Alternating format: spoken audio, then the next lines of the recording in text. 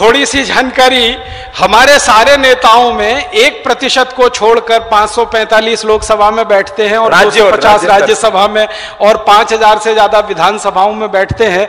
इन सब नेताओं में आधा प्रतिशत को छोड़ दो, बाकी 99.5% नेता भी मातृभाषा के स्कूलों में ही पढ़कर निकले हैं। जब वो भाषण देते हैं, पब्लिक मीटिंग करते हैं, वोट मांगते हैं, आपके बीच में आते हैं और गधे को भी बाप बनाते हैं, उस समय वो सब मातृभाषा में ही बात करते हैं।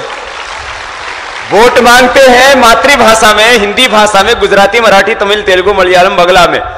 वोट मांगते हैं भारतीय भाषाओं में, हिंदी भाषा में, गुजराती, मराठी में, और राज किस में करते हैं? अंग्रेजी में। मतलब नेता बनते ही फिर गड़बड़ हो जाती है। और मैं तो कई नेताओं को जानता हूं, आप भी जानते हैं, नाम लेके कहने की जरूरत नहीं है। जिंदगी भर हर जगह पब्लिकली, माने सार्वजनिक रूप से हिंदी हिंदी हिंदी हिंदी हिंदी, और संसद में भाषण शुरू करते ही अंग्रेजी चालू हो जाती है। संसद में खड़े होते ही अंग्रेजी चालू हो जाती है। ये चक्कर क्या है? संसद में जाते ही अंग्रेजी हो जाती है शुरू, और संसद के बाहर अपने क्षेत्रों में होते हैं तो हिंदी। उसके लिए मुझे एक कहानी कहनी है 1 मिनट की। वो ये कि ये जो संसद भवन बनी हुई है ना, ये अंग्रेजों की बनाई हुई है। आपको मालूम है? ये भवन पूरा अंग्रेजों का बनाया हुआ। 1927 में ये बन के तैयार हुआ संसद का भवन। जो गोल गोल गुंबज है ना, ऊपर से देखो तो शून्य जैसा रहता है, इसमें से शून्य ही निकलता है और कुछ नहीं निकलता। तो ये संसद भवन अंग्रेजों की बनाई हुई है।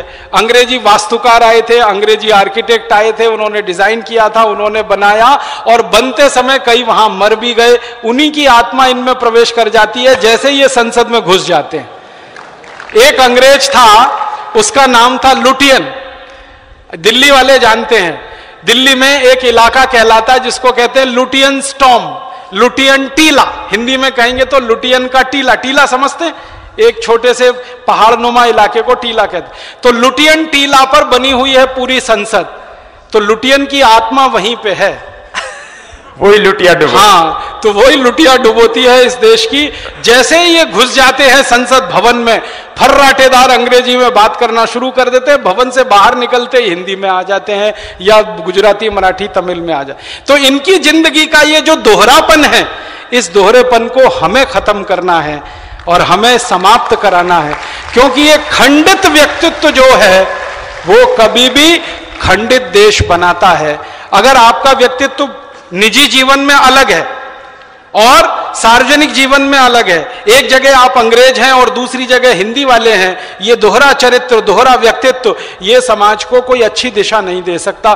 तो भारत के नेताओं का, भारत के दूसरे समाज के ऐसे लोगों का जो सत्ता शीर्ष पर बैठे हुए हैं, इनका हमें परिवर्तन करना पड़ेगा कि आपको या तो मातृभाषा में आना ही पड़ेगा, नहीं तो भारत छोड़कर जाना पड़ेगा। जहां की भाषा बोल रहे हो वहां जाओ, जहां की भाषा बोल रहे हो वहां जाओ। उस देश से, उस देश की भाषा से इतनी मोहब्बत है तो इस देश में क्यों रहते हो?